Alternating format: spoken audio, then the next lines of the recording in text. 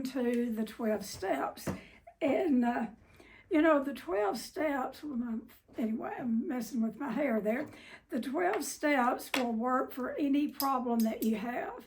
Now, they were designed for alcoholics and, but everything that Bill wrote on his desk when they, took pictures of the material that he used, he drew from a lot of different literature, primarily James and Ephesians out of the Bible. Just a lot of Carl Jung's work. He gathered a lot of information. And then once he got it gathered, he went through that information. And I believe that the 12 steps are inspired by God. I really do. I think, and Bill would say that. Bill is just the one that wrote them. And then 16 years sober, Bill didn't want to drink, but he suffered from severe depression.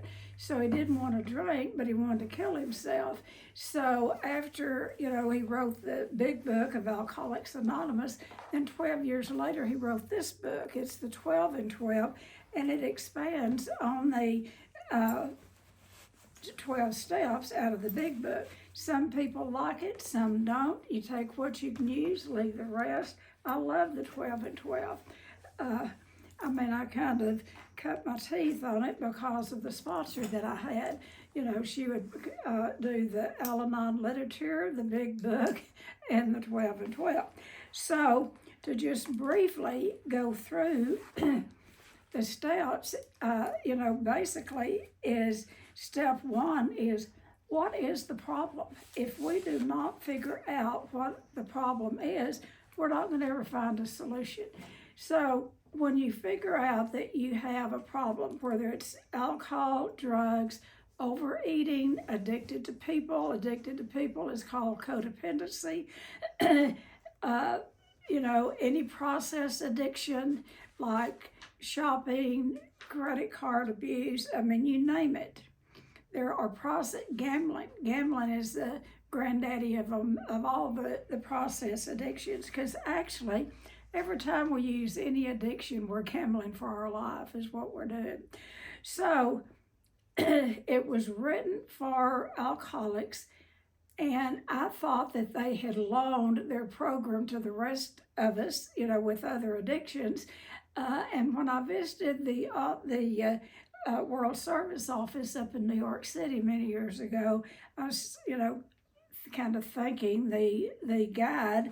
And by the way, they have a beautiful place there. If you ever are in New York, I would suggest that you visit the office there, and they will have guides to take you through, and they're all recovering people. And so I made the remark that I was glad that AA let us, that was before I was one of them, before I declared alcoholism, that we could use the 12 steps. And he said that they don't belong to anyone. He said they belong to God, and anyone can use the 12 steps. So the 12 steps work if you work them. So step one is figuring out what is the problem. And, when you figure out what the problem is, then step two is came to believe that a power greater than ourselves could restore us to sanity. We realized in step one that we're not crazy, but there's a little sliver missing. We there, in step one, when we look at, what we're addicted to, that is what step one is. And then that's the problem, or any problem that you might have. Step two is the solution.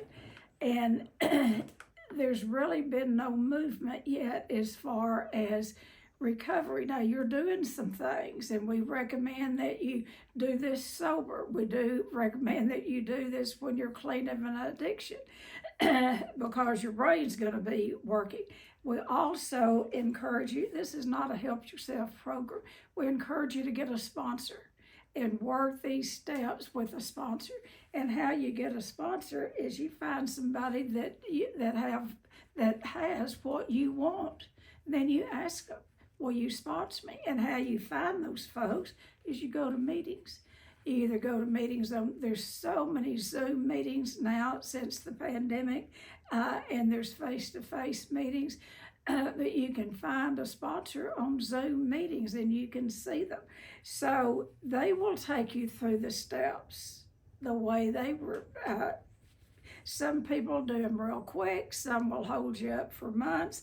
I'm not going to get into any of that, but the steps are designed to be worked with a sponsor, a guide, someone that has done at least up to the first 7 steps, because if they've done up to the 7, they're into 8 and 9. So anyway, once the problem 2 is a solution, 3 is we're just going to make a decision. Are we going to stay in the problem, or do we want to go toward recovery? And if we want to do that, then we go.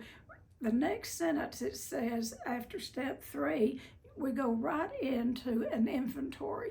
We look at ourselves, but Bill tricked us that, on that inventory, we get to take others' inventory first. We get to make a long list of people that we resent, people that have done us harm. And my list was long, bless my heart. And then we put down all of our fears and any problems in the sex area. And then we get to look, what part of our lives did that affect? Was it our security? Was it our spiritual? Was it, what part of our lives did those character defects affect? So we get to look at them. We write them down. We get them all down on paper. And then step 5, that sponsor that I talked about, you make an appointment with him or her, and you give that 4th step to that sponsor. What that means is they have a listening for you. They listen to you. And they are bound to, you can trust people in the program. Now, there's some sick people in any program, anywhere, any organization. But basically, you can trust 12-step people. And by the time you have started working with a sponsor, if it's going to work. And if it's not, get another one. You don't have to stick with that one. But anyway, you give that 4th step to that sponsor. And then immediately, the sponsor tells you what to do. The sponsor tells you to go home and take down the big book of Alcoholics Anonymous and read about steps 6 and 7. And, it's about getting on your knees and asking God to remove our defects of character. Then we get up off of our knees and off of our rear end, and we act as if those character defects have been removed. And how we do that is we quit acting out of them. Now, we're not going to do this perfect. I still have, to some extent, the same character defects that I've always had. But if you always do what you've always done, you're going to always get what you always got. So, by the grace of God and some willingness on my part in the 12 steps, when I get into one of my tangled webs, I have a program that I can stop in midstream and say, God, help me, and invite him into the problem. And he does. And so I want a working, living program, a working, living God. And God is who you choose. There is one God, I believe. How you get to that God is in different directions. And I'm not going to get into religion, but the big book talks about be careful to listen to religious people and take what they have to offer, because we're all in the same. We are, by this time we do believe in God. And so steps 8 and 9, 6 and 7, we look at our character defects. 8 and 9. 8, we make a list of people we've harmed. We pull out that resentment list, and nearly every one of those will go on our amends list. Because when we have a resentment, invariably, we have played a part in that. Now, under the age of, children, teenagers really have no part in that. When they've been abused, anyway, those children do not have a part of it. So when you do your fourth and fifth step, you don't beat yourself up again. You've already been beat up enough. If something bad happened to you in your childhood, you love that inner child, that part of yourself, but don't beat that part of yourself up. The character defects that you're going to look at is in your adult life. You're going to look at your resentments and self-resentments, how it turns into self-pity, and you're going to look at your fears, and you're going to look at how you have no humility. But anyway, you're going to look at all those things, and you're going to look at areas in the sex area, and then all those people that you've harmed goes on your amends list, and that's all you do. In step 8, you make a list of people you've harmed. Step 9, you get with your sponsor and you make those amends one at a time. But you don't go out by yourself. You go make the amends by yourself, but you go talk it over with your sponsor first. And they will listen, and they will help you see how to do any particular step. And on 8, you list those, you list the people that you've harmed, and you put them in columns, people that you're willing to go make amends to this very minute. That's in one column, the present. And then, well, I'm not ready now, but a column in the future. I'll go in the future. And then that third column is the people you never want to see again, but you're going to put their names on the list. And most really good sponsors a lot of times will have you pick at least one name off of that never list. Because if you can get past one of those names, you're going to get past yourself. And that's what you've learned in step 3, is what the problem is yourself. It's ourselves, it's not them. And the drugs and alcohol or whatever we used was but a symptom of the problem. It was to help us ease the pain of living. And I ate myself up to 287 pounds. Food did for me what alcohol did for the alcoholic. I would get upset and I would eat. I'd get happy and I would eat. I would get sad and I would eat. So these steps are a living organism that will really help you take the problem to the solution. So 8, 9, you go out and make amends with your sponsor's help.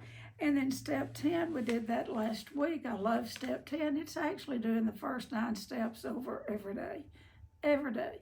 After a while, after you work the steps the first time, then they become a working part of the mind and body. And, when you're in the midst, and I will tell you, you're not going to get perfect. The big book tells us we strive for perfection, but we just settle for a little progress.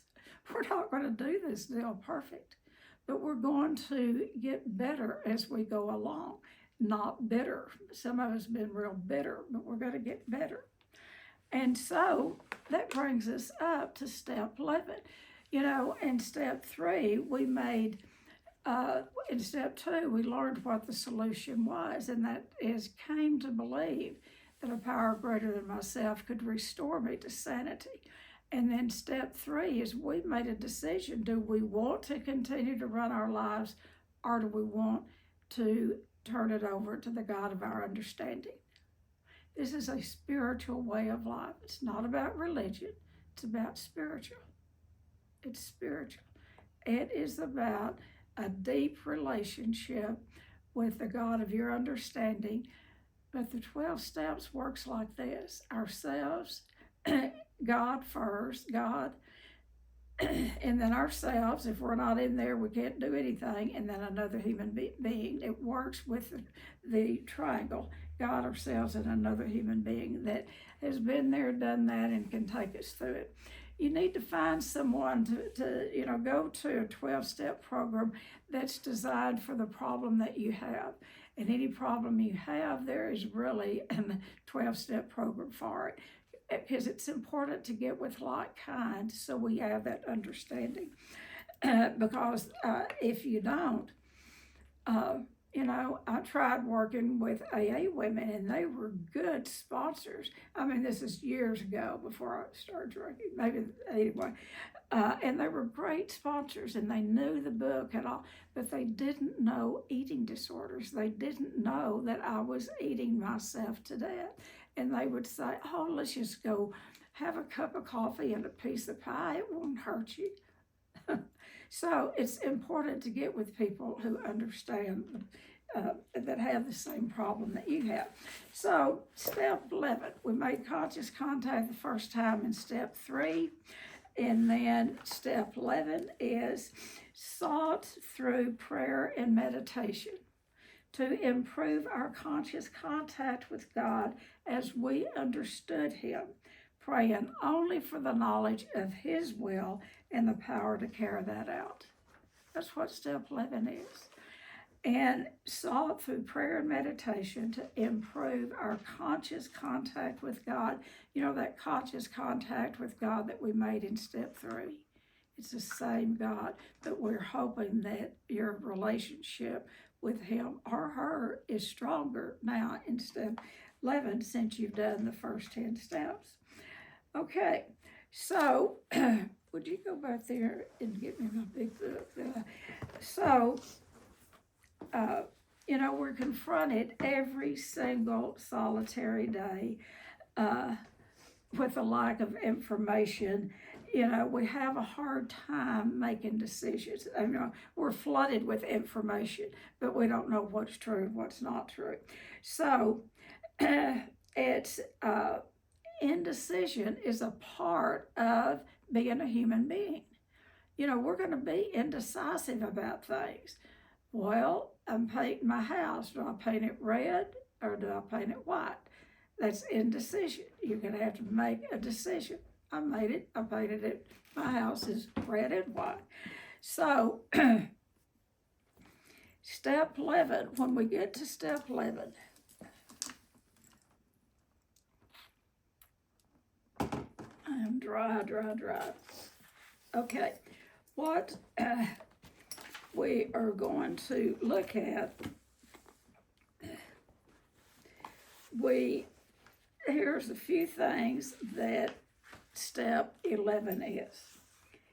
We stop in the midst, and we talked about this last week, about that spot check inventory. You can stop in the midst of whatever's going on and inventory yourself. So here's some things that you might want to jot down.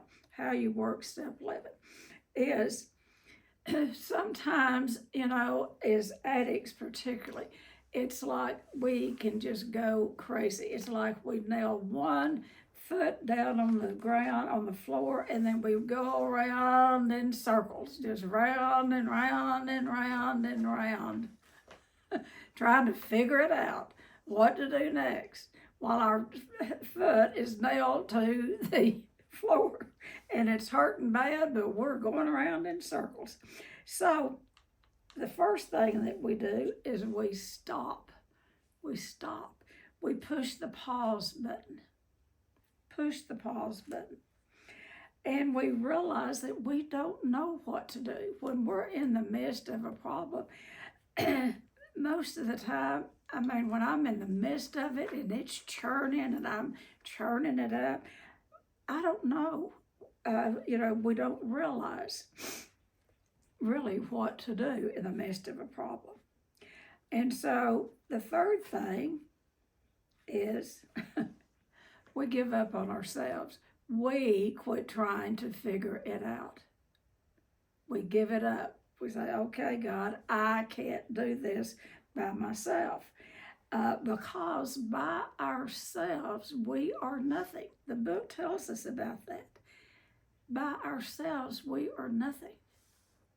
We're, most of the time I think I'm all of that in a bag of chips and, get my head up in the clouds and get self-centered and all of that. But at the end of the day, really, we're just human beings. And so by ourselves, we are nothing. And so we have to stop trying to make things happen. Addicts want to make things happen instead of letting things happen, letting things evolve. Now, I don't want you to hear me say in the morning you don't need to lay in bed and not go to work. Say, well, Teddy just said for me to let things happen. Just take it easy. That's not what I said. It's about let go and let God is what it is. So, and realize that we cannot by ourselves, or I can't, maybe y'all are powerful enough. By myself, I can't do it. And I will wrestle with the problem with the best of them until I finally say, I can't find a solution. I mean, and it's so simple. It's okay, God, I surrender. I give up. And because we stop trying to make things happen and we let now this doesn't mean you quit working and all that. It means we let go of what's happening. And then number 3 is we ask, and this is all out of step 11, we ask for a thought. When we're saying our prayers, we ask for a thought about the matter at hand. We ask God, what do you think about this? God, show me your way. We ask God, we invite God into that for a thought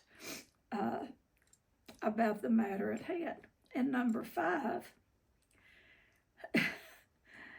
this is so hard for addicts, but I want to tell you anyway, number 5 is we don't struggle. We don't struggle. Addicts of any sort, we love to struggle. We love to try to figure things out. And we're like that little boy with the yo-yo that has that string on it, gets it all tangled up, and he takes it to his mother. And that's kind of how we are. We get a problem all tied up like a yo-yo, and that string is around there real tight, and we hand that to God, our problem to God, while still holding on. And what God says, you never let go. We've got to let go and give it to God before, God's a gentleman. He doesn't just rush in and take all of our problems away. As long as we think we can do them, he's gonna, as long as he thinks that we can play God in our life, he lets us. But when we surrender and say, God, by myself, I can't do this. By myself, I can't eat this meal without eating. Once I start eating, I want to eat the rest of the day and into the night. And the solution is, God, help me eat this one meal that is weighed and measured, and that I have it all coming to me. And this is what I need to sustain my body. Or alcoholics, we have a thought, maybe I want to drink. And we stop in the midst of that and we follow that drink backwards. You go back and look at whatever got you to the program in the first place. So God says you got to let go. One of the things, I joined Al-Anon in October of 1968. I had an alcoholic husband and an alcoholic mother, and eventually, not at that time, but eventually I had an alcoholic daughter. Well, she would have been about 4, and she says now that she took a drink at age 5, and I believe her, because her dad would hide alcohol up under the seat of his pickup. And so, anyway, I was deeply bothered by the 3 alcoholics in my life. Now, keep in mind, I was eating myself to death, but I was bothered about their drinking and their behavior. And that was all of my focus. I thought my job on the face of the earth was to sober those 3 people up. And early on, the AAs finally told me one time, some of them, a bunch of women in AA, they said, Tennie, you are keeping your husband and your mother 1 inch away from recovery. About the time they get down low enough to feel the pain of their disease, you rush in and rescue them. And I did that because I didn't want to see them hurt. My husband would get in jail and I'd immediately go get him. I remember one time he was in jail out at, if y'all are watching that TV show, Landman, that's where I grew up, was at Odessa. Anyway, he had gone back there for old time's sake, and I got to drink with some buddies and got put in jail. And I got a call, and of course I went to get him out. I had 2 babies, and I was pregnant with a 3rd one. And I heard them when they were bringing him down the stairs, the jailer was. And I heard him say, am I going to see the judge? Is my wife down there, or am I going to see the judge first? And they said, well, your wife's down there. And he said, oh God, I'd rather face the judge than my wife. Because I wasn't nice. I finally got nice in Al-Anon, and then I finally learned to, one of the things that I was taught to do is, and it worked, and I kind of figured this out. I mean, God gave me this image, and I love red, and so I saw this big red overstuffed, kind of not a full couch, not just a chair, but a big overstuffed, I guess a big overstuffed chair. And I put Jesus, God, in that chair. And then every morning I would visualize on one arm was my mother, on the other arm was my husband, and later we scooted them over and put my daughter in there. And when she got so into trouble with her drugs and alcohol. So every morning I'd visualize putting them in God's hands. And then I'd get up and go on about my business. And when the thought came to mind to take them back, I think, nope, they're not mine. They're sitting in God's lap. So figure out things like that you can do. Visualizations for me really work, and they still work. Sometimes I have to put myself in that red velvet chair, which is, that's all right too, because I can get out of control at times. Okay, so we don't struggle. God sends you, okay, I've already done that. And so we relax and take it easy, being truthful with ourselves about the problem. We can go to others, our sponsor, and talk with them. And then we wait for the right answer. And when it comes, we act on the answer, the new direction, and we solve problems with that. I want to read you this. Step 11 is the only step. What we recommend, and I hope from that, no, what we recommend, this is the big book of Alcoholics Anonymous, for those of you who don't know. We recommend that you get a book. You can order it online. They used to be $2 a piece. They're a little more than that now. And when you get a big book, you start at the first and you read from the very first page. You read all of the first 164 pages, because it will tell you precisely how to treat an addiction. It won't tell you maybe, or it'll tell you precisely how to do that. So what we recommend, and this is not just me, it's other, you'll hear it universally in rooms of the program, don't get ahead in the book. Don't be, like go back to the end of the book and read the only time you get ahead in the book is on step 11. Once you've done step 3, we encourage you every day to read this passage out of the big book. And a lot of sponsors recommend this. And I'd write it down if I were you. And if you haven't read it, you might want to read it every day. If you want to know how to live your life on a daily basis, this is a pretty good way. Okay, what it says on awakening, this is first thing in the morning. This comes out of step 11. On awakening, let us think about the 24 hours ahead. We consider our plans for the day.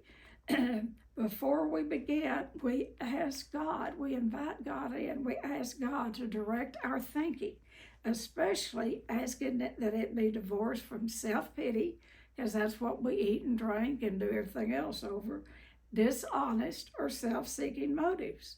We ask to be divorced from them. Under these conditions, we can employ our mental faculties with assurance, for after all, God gave us brains to use. Our thought life will be placed on a much higher plane when we're thinking about when our thinking is cleared of wrong motive. You can't think two things at the same time. You can't be hateful and grateful at the same time. Y'all heard that? You can't be hateful and grateful at the same time. You can't. So we ask that our thought life be placed and our thinking be cleared of wrong motives. In thinking about our day, and see, it's just laid out right here. In thinking about our day, we may face indecisions. We may not be able to determine which course to take. Here we ask for inspiration, for intuitive thought or a decision. And then we relax and take it easy. How many addicts can relax and take it easy when they have a problem? You know, we're back to that running around, nailing your foot to the floor and running around. Okay, we relax and take it easy. We don't struggle. We're often surprised how the right answers will come after we have tried this for a while. For what used to be the hunch or the occasional inspiration gradually becomes a working part of the mind. Do you remember what I said earlier? The steps will become like a working part of the mind and body. Like that, the answers will come to you. Being still inexperienced and having just made conscious contact with God, it's not probable that we're going to be inspired at all times. We might pay for this perception and all sorts of absurd actions and ideas. Nevertheless, we find that our thinking will, as time passes, be more and more on the plane of inspiration. We come to rely on it. Now, this is where good sponsorship comes in, because we can get in recovery, we can get some wild ideas going in our heads. And before you go off on a tangent, I want to do this, and I want to do this, and I want to go talk to this person, and I want to tell this person about before you do that, you push that pause button, and you pick up that telephone, and you call your sponsor, and you say, this is what I'm thinking about doing, and you run it through your sponsor. And I did this many times, and my sponsor would say, well, where did you come up with that?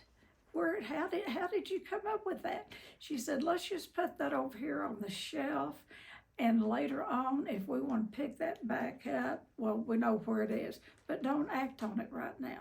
That's where good sponsorship comes in.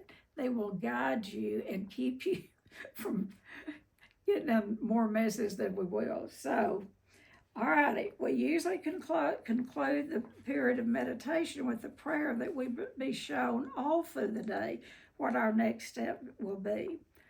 You can pause. When I first got back from treatment, I had not been sugar-free. I went to treatment at age 42, and I had not been sugar-free since age 4.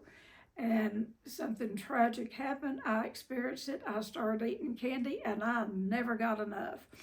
And so when I came back from treatment, I was like a calf on new legs. I was wobbly, and I didn't trust myself. And I remember the first time I went to the mall. There's all kinds of things to eat there and places that I had binged and all. And I had to go to the bathroom and get on my knees and say, God, help me. And you know what the answer was that I got? Leave the mall. I knew I didn't need to be there. And then later, I won't go into that, but my next addiction, after the food addiction, which is not unusual, that we see it all the time, my next addiction, after I got in recovery from my eating disorder, I switched over to compulsive spending. And I did me some spending, and that's another story for another day. But if you don't watch it, you will just switch addictions, which I did. And a lot of people do. A lot of your alcoholics will turn to food. A lot of your food addicts turn to sex and and shopping, dating, having affairs, getting divorces. Okay, so all right. I think we usually conclude the period of our meditation with the prayer that we be shown all through the day what the next step is to be, that we be given whatever we need to take care of such problems. We ask especially for freedom from self-will and self-pity, and careful to make no request for ourselves only. We may ask for ourselves, however, if others would be helped. We're careful never to pray for our own selfish ends. Many of us have wasted a lot of time doing that, and it doesn't work. You can easily see why, because many of us had, used God as Santa Claus. Give me this, give me that, and don't forget something else. If circumstances warrant, I want to read this to you. If circumstances warrant, we ask our wives, our husbands, our family, our friends to join us in morning meditation. If we belong to a religious denomination which requires a definite morning devotion, we attend to that also. If not members of religious bodies, we sometimes select and memorize a few set prayers which emphasize the principles that we have been discussing. There are many helpful books also. Suggestions about these can be obtained from one's priest, minister, or rabbi. Be quick to see where religious people are right. Make use of what they offer. My mission, my new mission in my later life is I have the privilege of going and speaking at churches. And what my new mission is I want to educate churches, particularly ministers, about addictions and about eating disorders as an addiction. Because if people are affiliated with any church, or they even know of a church, when an alcoholic gets in trouble, they will, and it's usually about money, they'll go see the preacher. And if the preacher doesn't understand about the addiction, they'll give them handouts, they'll give them money. So my new mission is educating religious people, because we all need each other. We need religious people in our quarter, we do. And they need 12 steppers in their quarter. So there we go. All righty, so as we go, suggestions, I've already said that.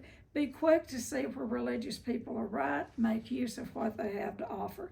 As we go through the day, we pause when agitated or doubtful and ask for the right thought or action. We constantly remind ourselves we are no longer running the show, humbly saying to ourselves many times each day, thy will be done. We're then in much less danger of excitement, fear, anger, worry, self-pity, or foolish decisions. We become much more efficient. We don't tire so easily, for we are not burning up energy foolishly as we did when we were trying to arrange life to suit ourselves. I'm looking over here at Misty. She hears me when I get into my being irritable, restless, and discontented. So, folks, it works. It really does. We addicts are undisciplined, so we let God discipline us in this simple way we have just outlined. But this is not all. There's action and more action. Faith without works is dead. The next chapter is entirely devoted to step 12. So that's step 11. And step 12 is, I'll read step 12 to you. Because this is the step, it says, having had a spiritual awakening. As a result of these steps, we try to carry this message to alcoholics or whatever your addiction is, codependency, other codependents, Al-Anons, eating disorder people, whatever. We try to carry this message to others and practice these principles in all of our affairs. That's what step 12 is. And so the question for newcomers to the program is always, who can I work with? And when can I start working with others? And what the answer to that is when you get clean and sober. when you get clean and sober, and when you get abstinent and you stop living out of an addiction, and you're going to the program, and you're working the steps, and you have a sponsor, you take that sponsor's guide. And a lot of times what a sponsor will do is they'll give you things to do, like, and it will seem so like, I wanted big stuff to do. I wanted to be like a missionary. I mean, when I first got into Al-Anon and learned and, got a little better, I wanted to save the universe. And my sponsor would have me do things like this. My mother was a bad old alcoholic. And I'd sit with her and all that. But anyway, my sponsor would give me an address and say, go over to this house, and there'll be some AA women over there, and just do whatever they tell you to do. And I remember this one house, we went to this one house, and what they were doing, this was before detox centers, this was before treatment centers. You couldn't drop somebody off at a detox center. I mean, because there wasn't any. So here was this group, 5 or 6 AA women, and they were detoxing this woman. And when I walked in and saw that woman, it was like looking at my mother. And I loved my mother. I loved her, but I kept trying to fix my mother. My mother never got fixed. She lived to be 87, but she was still taking pills. She never got the program.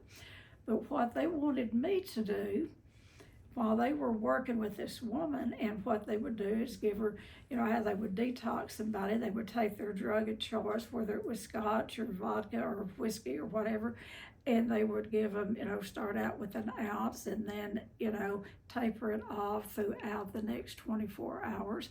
And then they'd give them orange juice and sugar and anything to replace that alcohol. That's how they detox people. And they would stay with them for 3 or 4 days. You know what my job was? They said, go in there and wash those dishes. There was dishes everywhere. She had made a mess in the bathroom. They said, go clean up the bathroom. And you know what? That got me out of myself. And that's what my sponsor knew. I could get over there with that bunch of women. We laughed. We cried with that woman. I cleaned the house. I knew how to clean house. But that's the fellowship of the program that people miss if they miss the program. That is what 12-step work is at its finest. And we don't do that kind of 12-step work. My friend Jeff, I think he does. I don't know about others, but it's just so easy to drop someone off, an addict off at a detox center. But I'm not being critical. I own a treatment center. I know the deal. I'm very grateful where we are today, that we can offer better help to drug addicts, alcoholics, and eating disorder people. But it has taken away a lot of the 12-step work for people in a 12-step program. It doesn't have to be, but we need to be helpful. That's what step 12 is carrying the message. You don't carry the person. Codependence, you do not carry the person.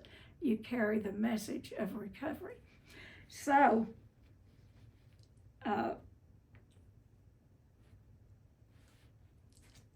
so what the main part of step 12 is this. It says, having had a spiritual awakening. It means you need to be in fit spiritual condition before you go out to work with others. And how you do that is, there's 2 things. Like I said, this is a spiritual program, and there's, Bill W., the founder of Alcoholics Anonymous. He was a bad old alcoholic, was almost died of alcoholism. He'd been in detox many, many, many times. But his friend that he drank with got sober, and Abby took the message to Bill and told him about how he found God in another type of program. This was before the 12-step program, before AA. But what he told Bill was, he said he'd found religion and he no longer drank.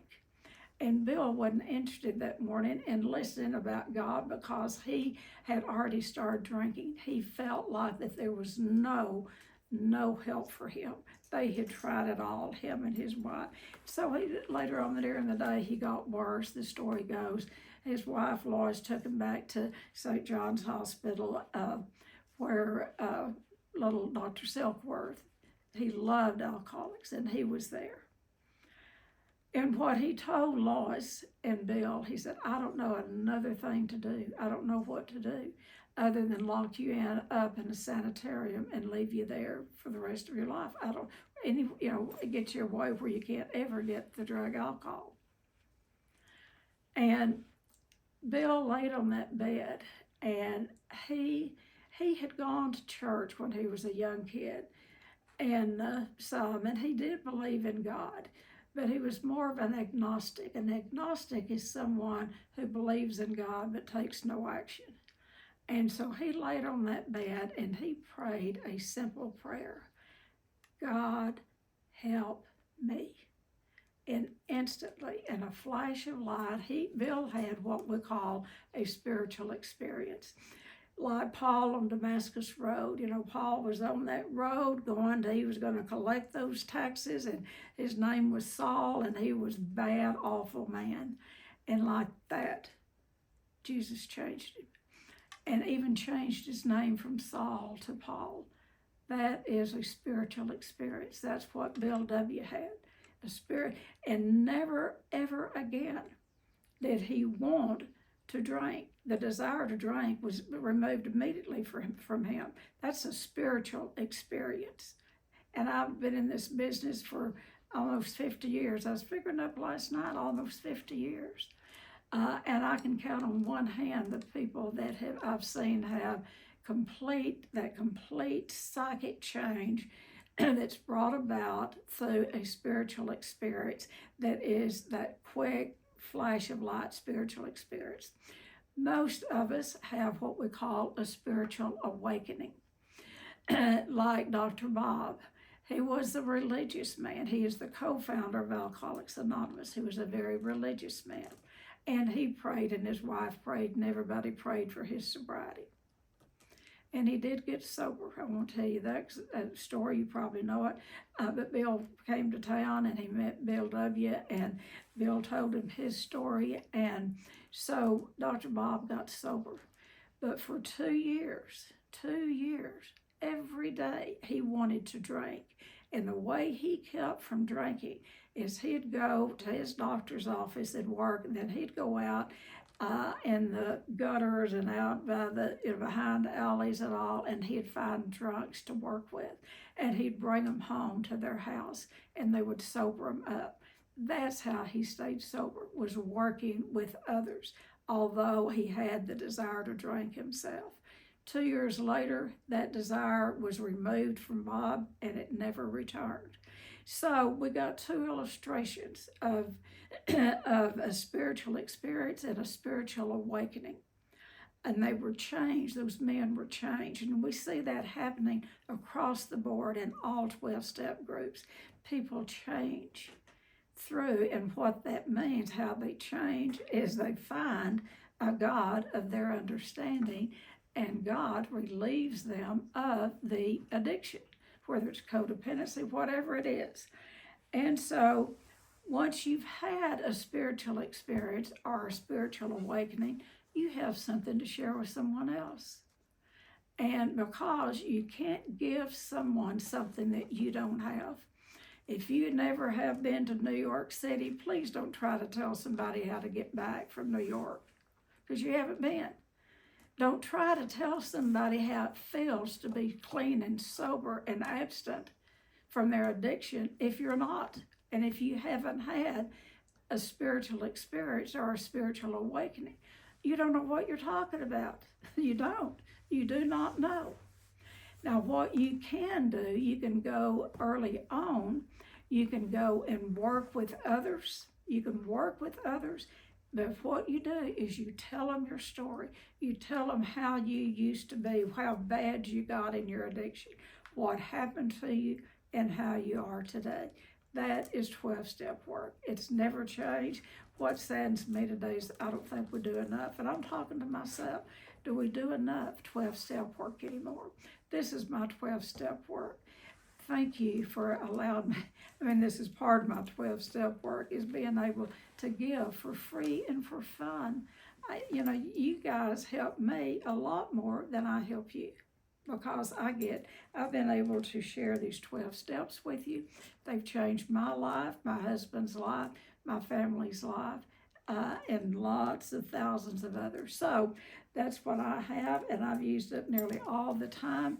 But anyone, we've got some time. Who would like to share about the 12 steps, how they've helped you, how you work them, how you give them away?